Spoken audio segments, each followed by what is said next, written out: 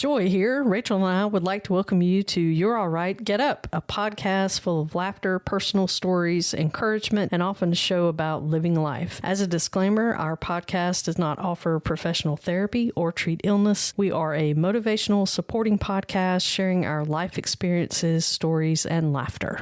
I'm going to start out with a follow-up. All right. You know, a couple of weeks ago, I expressed some concern over my behavior with anesthesia. Yes. And, you know, I was kind of thinking when they send you that medical information intake form and they inquire about your reaction to anesthesia in the past. And I was like, should I put on here raving lunatic? Because like some of the drop down answers are like fever or shortness of breath. And I was like, you know, it's not any of those categories. So I'm just going to leave it blank. Yeah. And then when I told Brian about it on the way for the procedure, he's like, ooh, you didn't put anything?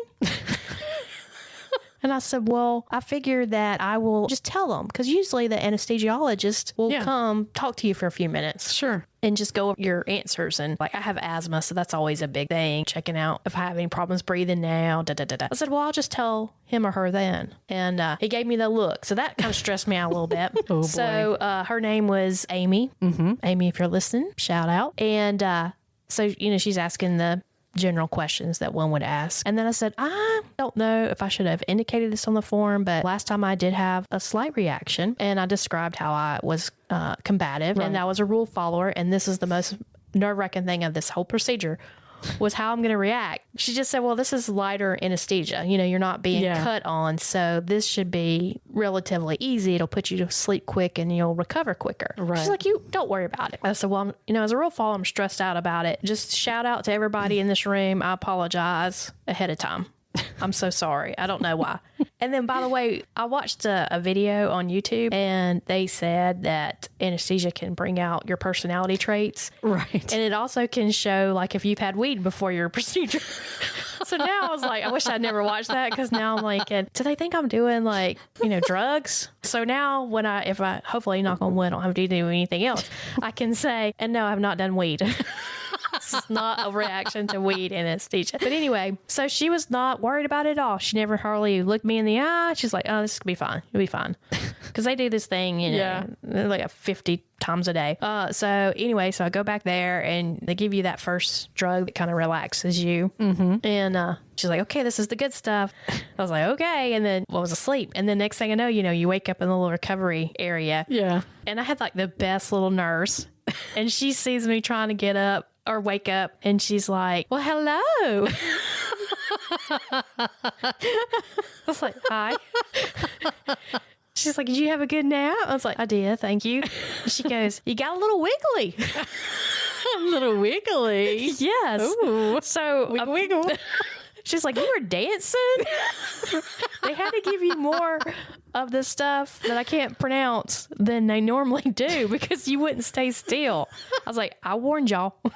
I warned you. I don't know what I'm doing with it. And so she's like, oh, you were fine. You were just cute. You were just dancing and having a good time. And I was like, well, I feel better. At least I wasn't trying to beat anybody up. You know, that was my main concern is getting like mean.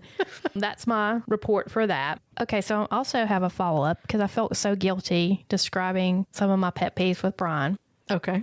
I inquired. I said, what are your pet peeves? Now, at that time, he didn't know that I had put a list of my pet peeves on the podcast. I asked him, like, what are your pet peeves with me? And he thought, and I think he just doesn't want to really fool with it. So he just tells me, I can't think of anything. Now, you know that's a lie. But apparently I'm perfect. You had no idea, did you? I know. I was like, dang gummit. That 75% that I said of trying to be a good wife, you know, I put the 75% marker for how much I exert on that effort. Maybe to him it looks like 100%. No, I think he was afraid, like, this is a trick. Like, you know, do these jeans make me look fat? Yeah, they do. I think it's like one of those things where he's like, I'm not going to fall for this. It's just going to be trickery. Mm-hmm. So I've tried to think of things that I feel like get on his nerves. Mm-hmm. So one of the things that I do, now we have a house. There's no portal. Yeah. It's like a split level. So it's like basically 3 levels. Mm-hmm. And sometimes when he goes upstairs, I'll be like, or he'll walk away from watching TV and I'm like, where are you going? What are you doing? Like that portal, like if he goes upstairs, there's a portal that takes him to Spain. Wow. Yeah. I think that gets on his nerves. He's like, why does it matter? Where are you going? Can I go too? Or he goes outside, he's getting ready to go outside. Where are you going? What you going to do? Yeah. And I think that stems, or maybe I have abandonment issues. Dad, what'd you do to me? Oh boy. Calling out.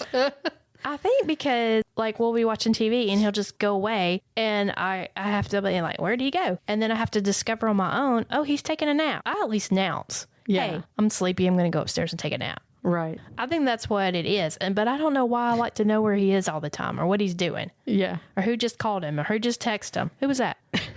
Who just called you? Who you texting? So I feel like that's a pet peeve probably. Yeah. Of his. Yeah. And then maybe some of my OCD because I have these really nice headphones that the dog ended up getting a hold of and they still work. But the plastic that's around me, they sound cheap when I say plastic. I don't know what else to describe. The component the foam itself. Kind of thing. Is it the foam or the plastic itself? It's like the plastic itself that makes the headphones. Oh, okay. They're over the ear. Well, he chewed around the stuff. He didn't chew the foam that's pressing against your head and ear. So it's fine. It's like the ear cup part, right? Something like that. Okay. I always call him Princess Leia. Yeah, right. I'm glad that style never really came off. I don't like the Princess Leia where she has the little curly cues. Yeah, exactly. Amanda that. I'm like, that's sorry. I'm a Star Wars fan and that's goofy. But anyway, I always calling my Princess Leia headphones and spent money to get a new pair, even though the current pair really still works. And so where are you going? And then again, this is my OCD because I watch Mythbusters. Have you ever watched that show? Oh yeah, that's a great show. Yeah. They did an episode years ago, way before COVID, about how like germs spread, how the flu. Oh, I saw part of that. Oh my gosh. You should not watch that if you have germ phobia like I did. Yes. And they actually had a way to mimic somebody having a cold. Yes. And they had like, I don't know, like a neon green color. Yeah. And so they had a dinner party and they showed how the person's sick contaminated almost everybody at the dinner table. And like, it was just gross because you wouldn't think like one person's like, it's on my nose. Yeah. It's like all over. Exactly. It is disgusting. And then because it made him like he had like a hose by his nose to make it like a runny nose. Yeah. And then they also did a thing about like when you sneeze. And they did different tests. You know, how you can sneeze into the crook of your arm or you have a Kleenex or, oh my gosh, I can never believe we did this, a handkerchief. Yeah. That you're constantly using. That's like the worst thing. Right. By the way, if you have a handkerchief in your pocket that you continuously use to wipe your nose or blow your nose, throw it away. That thing is contaminated. That's a code red. So ever since I watched that, I've been disgusted by sneezes because also they slowed it down when they made him sneeze. Jamie. And so you see, I'm about to gag. You see all this stuff coming out of his nose. It's so disgusting. And so now, like when people sneeze, it grosses me out. Yeah. Especially if I'm in a eating establishment and they're strangers. Exactly. I'm like, ugh. So I didn't realize I did this until this weekend. And Brian sneezed in the car and it's a confined area. And I go, ew. Now it's everywhere in a closed vehicle. I'm rolling down the window, or not rolling down the window, I'm pushing the button. And then he keeps sneezing. Like you kind of double sneeze, and then you're good. And then you sneeze, probably 3 minutes later. Right. And so I'm like, ew, ew, ew. And he's like, it's not ew, it's bless you. So I think that got on his nerves. That's funny. Oh my gosh. And then because I'm driving and he sneezes and I'm like, ew. And I'm like trying to like press myself up against the wall. Like, don't let it touch me. So I think those are a couple of things that get on his nerves. Yeah. So I could see that, like rolling down the window, and that just makes it fly around even more. Well, thanks, Joy. To me, it was escaping. But now I'm going to be trapped in there forever. But I like how he's like, it's not ooh. Stop saying ooh. It's splash you. Which I think came from the plague. Well, some where people were passing away. It was a way to encourage them to live. I could be making that up. It's really cool though nowadays when you actually hear people say that, because it's really, I don't think it's much of a thing anymore. You know what I mean? Right. Like you'll be out somewhere and you sneeze and nobody says a word and you're thinking to yourself, okay, bless me. You kind of expect it, right? Right. But it's like, it's just, you know that when somebody says it and they're like halfway across the makes me room, feel good. you're just like, thank you. I'm throwing You're thumbs awesome. up. Like, I love you, man. I love you. Yeah, I knew you had my back. Thank you. Right? So what is the other thing? Zoom tight? I know. I'm like, get out. Right? Yeah, it's fascinating how things like that get started. Somebody starts it, or maybe it's because of, like you say, an event in life, and then it just picks up. People just keep going with it. But generationally now, I think we've kind of gotten out of that. Well, one of the things is bless you. Probably one of the things is yes, ma'am, no, ma'am, yes, sir, no, sir, right? I still try Or to say holding that. the door for somebody. That's kind of an old generational thing, too. I still try to say ma'am and sir. I do, too. Yeah. I think think that's respectful. I think sometimes when you're not in the South, it can seem like it's an insult to older people, but it's really Yeah. not. It's me extending a courtesy. Right. I'm respecting you enough to say ma'am and sir. And I don't know why we get, like, I had somebody, they were actually from Texas, give me a hard time about saying ma'am and sir. And Wow. yeah, I was like, well, you know what? The Brits say it too. Yeah. Watch Harry Potter. Right. Exactly. That's right. So, because we have so many English Yeah. descendants, I think that's probably, why we are so pushing manners. Like, that's a big thing Sure. in our area, is to be very respectful, even though it is going away. Yeah. And I do try to hold open the door for people, especially if they're carrying something. Oh, I do too. And then it's always a challenge, though, like the distance. Like, how far away? You're far. Should I continue to hold the doors? Because it has been awkward. Right. Like Right. they have been some distance away. I'm like, yeah, they were too far. Yeah. Now we made you eye got contact. this. Yeah. We made eye contact. Now I'm stuck. I got to stay. Right. Yeah. What were you saying? I love it when kids do it. I'm real fascinated when I see kids run over, hold the door, and wait for you to go in. And a lot of parents will be like, good job, good job. It's like, that's really great and fascinating, because you really don't see probably a lot of kids that do that type of thing. It's a story that I have for later, but Brian and I went to the Grand Canyon on a vacation. It's sad, because there's a part that we were on, like a little charter bus, that they had to put up a sign that said, because it could get kind of crowded and a lot of people have to stand. If somebody elderly or disabled boarded the bus, to give up your seat for them to sit down. Yeah. And I'm like, you wouldn't have to tell me that. If somebody 90 years old, good for you to go in the Grand Canyon,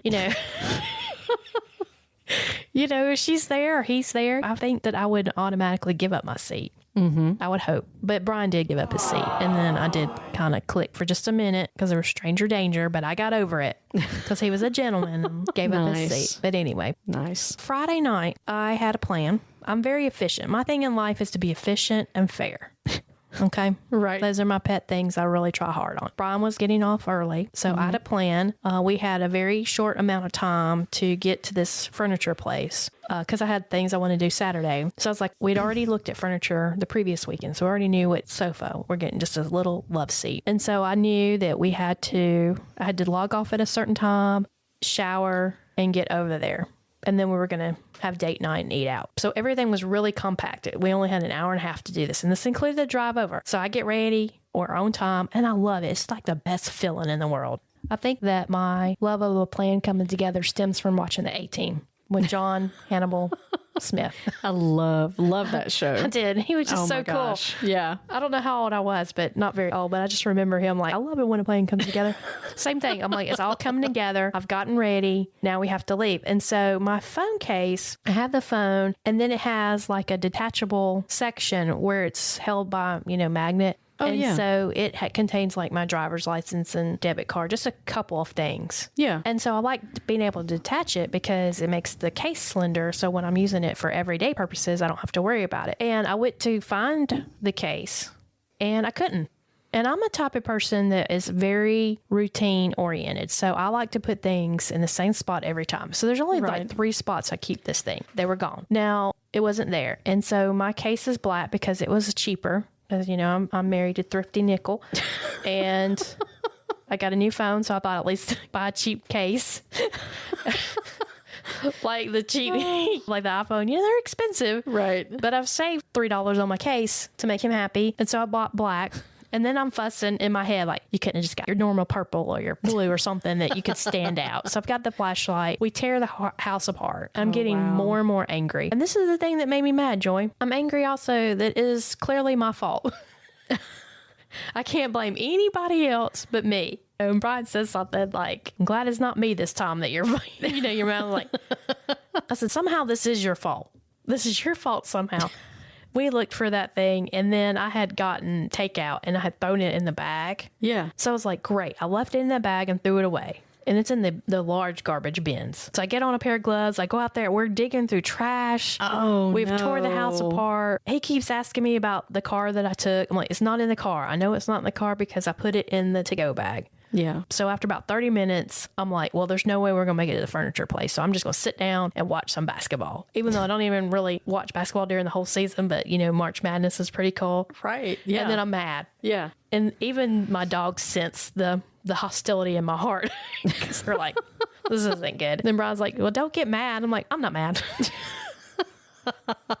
I said, maybe just a little bit. I said, it's just aggravating that I can't find something. And he's like, yeah, if you just put it in the same place it goes. Because I'm always fussing at him about that. I know that feeling. I will tear the house up looking for something because it just drives me nuts. I'm like, I know it was there. And I know it was. And you're prideful. You know, like, I always put my stuff where it goes, Yeah, exactly. And then I was like, I'm never going to find this stupid thing. We'll have to cancel all the cards. But it just has like the essentials. Yeah. So finally, Brian finds it. It was in the glove compartment of the other car that we took. Oh my goodness. Wow. We unfortunately had to go to a funeral and we needed directions. And so I had taken it off so that, again, the phone would be slender. Right. And put it on the car mount so that he could get directions. And I went ahead and put it in the glove compartment so I wouldn't forget it. Yeah. And leave it on the seat and my car get broken into for my little wallet thing. So that was all me.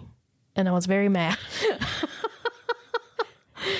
And then we went out to eat. And then for some reason, I was craving robin eggs. Really? It's the Easter candy that I hadn't had since I was a kid. Yeah, I hadn't thought about those. Well, my aunt had them, and she talked about it on the phone. So ever since then, I was craving them. It's the Whoppers, basically, with the candy-coated shell. So it's different than just a normal Whopper. Yeah. So I told Brian on the way back, because I had such a stressful outing, that I wanted these robin eggs. He's like, that's fine. I went to 3 stores looking for them darn things. Didn't find them. Wow. And I was like, what's happening with these robin eggs? It's like DoorDash. So I told Instacart. I even went to a super center that I'm not very fond of. And I was like, they didn't have them. He's like, what? I was like, yeah. I went to Publix, Walgreens, and Walmart. Wow. And then he looks on Amazon and he's like, good night, that, thrifty nickel. This is expensive. But I did order them from Walmart Plus. Yeah. They delivered them. Nice. So I finally got, and then he's like, how much did that cost me? $50,000. $50,000. And an ear. yeah, exactly. And I'm so happy. So I started eating those that night. Yeah. And it did not sit well with me. Oh, no. I must have ate too many because then I was sick at my stomach. Oh, no. So I was like, well, you finally got them and made yourself sick. I'm slightly allergic to chocolate, just a little bit, and it makes me nauseous. And I guess it just had enough chocolate in there to do the business because I had just ordered some medicine for this. So then I'm trying to tell him where it is, and I keep telling him the wrong thing, and then I'm getting mad at him because he can't figure it out. And I'm like, it's the brown bag. It's the brown bag on the kitchen table. There should only be 2 bags. But anyway, God love him. He finally got me the medicine, and then I was going to bed on a Friday night at 7 o'clock. And you were up late. Today's episode is brought to you by Endeavor Promotions out of Birmingham, Alabama. We encourage you to check them out at endeavorpromotions.com. Danny and his group have done a sensational job with our items, and we can't endorse them enough. Thank you, Danny.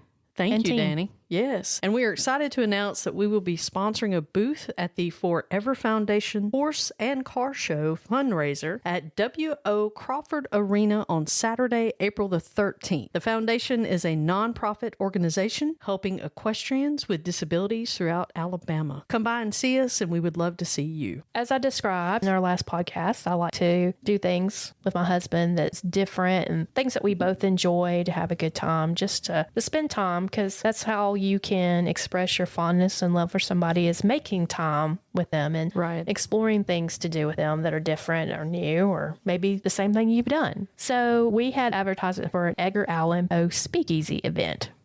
So Brian texted me and he's like, hey, you want to do this? I was like, yeah, I would love to do this. We made a date of it. Yeah. And this was actually yesterday.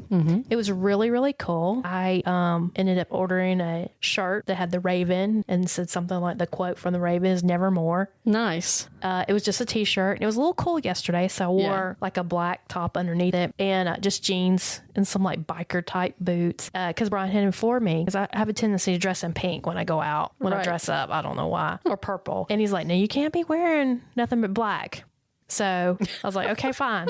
I didn't have a black t-shirt. That's one of the reasons I was ordering one. Yeah. And this one was appropriate for the event. So we drive downtown and we get ready to get out. And I see these people who are super dressed up walking towards the same place we were walking. And I look at him and I'm like, I hope they're not really going to where we're going because I feel very underdressed in my jeans and my biker boot type shoes. Oh, boy. And I even had black fingernail polish and I kind of had like darker makeup. Now, if you wear darker makeup, that's great for you. I don't have a problem with it at all. Yeah. But I kept feeling like I had two black eyes. Right. For me. Yeah. I would too, I'm sure. Right. And so I was like, oh, I just feel like everybody's staring at me. Yeah. We walk in this lobby. So what is he wearing? He's wearing basically the same thing. He's got on his Harley boots that are black. Jeans and just regular shirt. And it's like biker boots. Gotcha. You know, so they're like heavier, clunkier. Yeah. He's got on jeans and then he's got a Harley Davidson t-shirt as well that's got like a skull on it. Gotcha. You know, so we're all blacked out basically. Yeah. And we walk in there and like people have like on cocktail dresses. Now it's 2:00 in the afternoon too. Oh boy.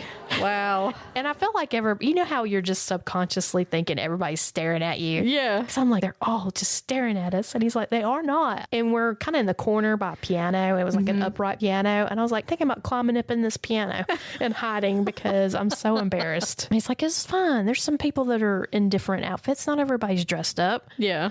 And I'm like, I just didn't think. When I saw you had on a t-shirt, I should wear a t-shirt. Then we eventually go to the upstairs where the event is being held. And all the people that were participating, they all commented on my t-shirt. And he's like, see, your t-shirt's a huge hit. Everybody, it's a cool t-shirt. And I was like, it is cool. But anyway, so we had a really good time. And they read 4 different poems. Yeah. And then for each poem, they have like a kind of a matching theme with cocktails. Oh, nice. Yeah, so it was really cool and big about not being an impaired driver. So I told him, I will be the designated driver. You can just have my cocktails. Yeah. It seemed like a good idea, Joy. Right. At the time. Yeah. That in the moment, it seemed like the right thing. It seemed like I was being a very good wife. And the first drink was good. It didn't have a lot of alcohol in it. Yeah. So I took it and I was like, oh, this is really good. Loved all the cocktails. They were all great. So you didn't get to choose. Did they just serve like specific ones that they, okay. Yeah. And like they had one called like Cat's Meow. Okay. Pale Blue Eye or something like that. Did they tell you what was in it? Yeah. Okay. They gave you a card ahead of time that listed out all the ingredients so you knew. And like me and the guy in the front, we were like, oh, this didn't have much alcohol in it. Yeah. So I did take a couple of sips every cocktail and I was like, man, I like all of these. I wish I had told him he could be the designated driver. Now, the only good thing with him being the person that consumed the alcohol makes me real hot. Yeah. And I had on that basically thermal undergarments on. And I was getting real hot, even just a few sips that I had. And then he kept fussing at me. He was like, don't drink any. That's all mine. Teasing me and stuff. So being the sweet, sweet husband that he is, we were on the side of town that we normally aren't. I was like, where do you want to go eat? So we were throwing out different places. And I just joke with him. My favorite restaurant's called Surin's and it's Thai food. Yeah. I was like, well, there's always Surin's. And then later he was like, yeah, let's just go to Surin's. And I was like, oh, really? He's like, awesome. Yeah, you love that place and we don't really get to patron it often. So yeah, we'll go over there. Now, the problem with this restaurant is they don't open till 4:30. And it's in the afternoon. It's about 3:30. Yeah. So we go over to that side of town. Now he's had 8 cocktails. And at this point, is he... he's feeling right. Okay, I gotcha. Okay. And thankfully, he is not a mean, intoxicated person. He's very loving. Gotcha. And he thinks everybody knows him. He's very sweet. And he thinks he's funny. He doesn't meet a stranger. No, he's super, super friendly.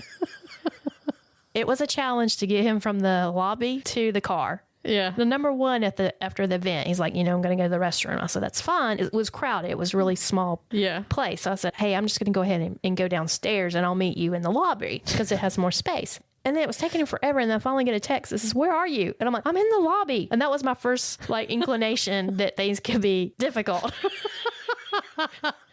So he comes down and he's got the biggest smile on his face. He's like, hey. I was like, hey. I said, maybe this had more alcohol than I realized. He goes, yeah, I'm feeling good. I was like, well, good. I'm glad. And I said, I told you where I was going to be. He's like, yeah, I forgot. I was like, okay. So we finally go from the lobby to our car, which is only like half a block. Oh my gosh. I didn't think he would ever get there.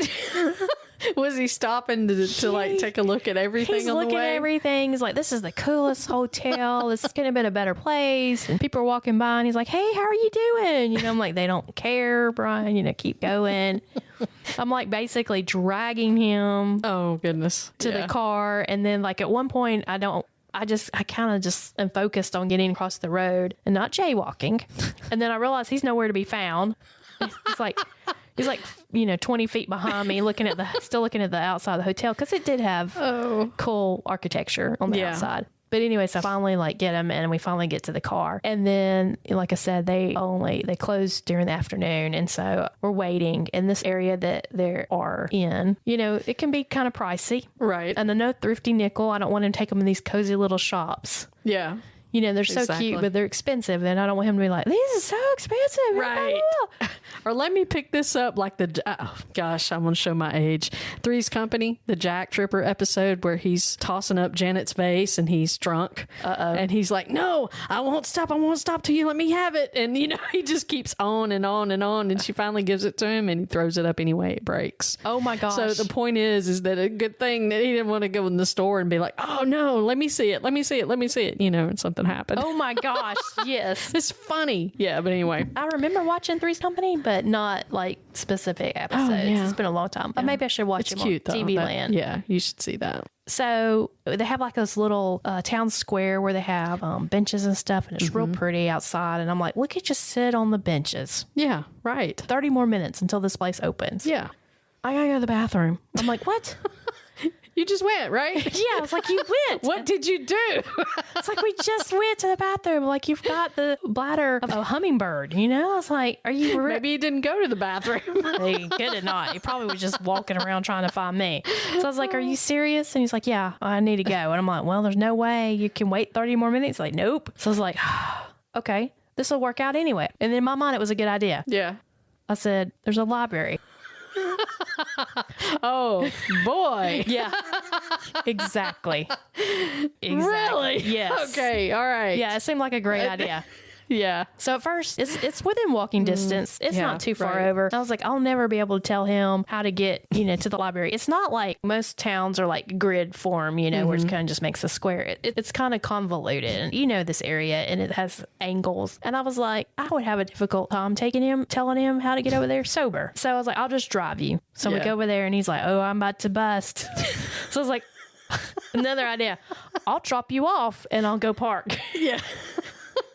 So I drop him off and then eventually I find him and he's got the big smile and I'm like, oh my gosh, where have you been? I went to the bathroom. I couldn't find you. And I'm like, I've been right here. Anyway, kind of in the lobby area. So I was like, well, this is great, because we're going to take a trip. So why don't we go upstairs where everybody's real quiet and studying and you're real loud and laughing? Why don't we go upstairs and let me look through these travel books? I don't know what I was thinking. So we go up there and I lose him. And they've got these cute little cubby holes, like where everybody's sitting, Yes. And there he's playing his phone.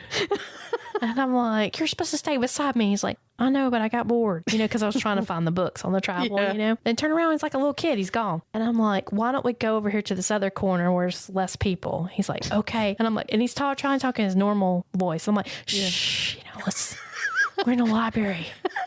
Did he repeat what you said then? Yeah, he's like, shh. He's like, shh, we're in a library. And I'm like, yes, good job. So I finally pull him over to this corner and it was a little bit more populated than I wanted it to be. So I had like 5 or 6 books and I was like, here, we need to look and see if we can find anything that would be really cool for our trip in a couple of months. So I hand him a book and he's like, this ain't got no pictures.